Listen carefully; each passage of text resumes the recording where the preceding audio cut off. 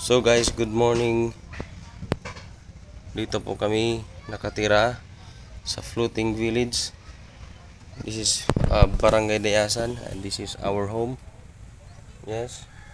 Naka-float talaga kami sa dagat. Tingnan nyo. Diba?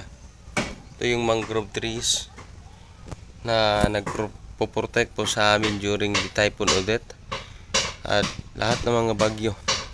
No, so malaking tulong talaga itong mga mangrove trees. Yes. So kita nyo guys. Okay. Dagat po ito guys. Talagang literal po nakalutang kami sa dagat. Yun, sira na yung aming kusina. Hindi talaga magsisilbi yung mga kahoy talaga dito sa dagat kasi. Yes, ito po yung sa aming bandang right side. So tingnan nyo guys yung bahay doon. Katulad din dito sa amin.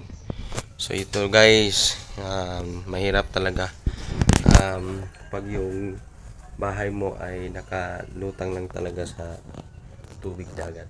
So ay nako. Well anyways, ito yung aming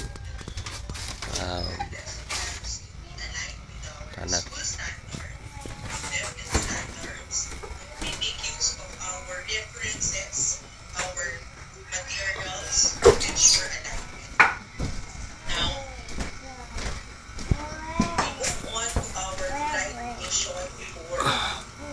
Say hi.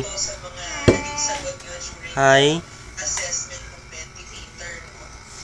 Hi.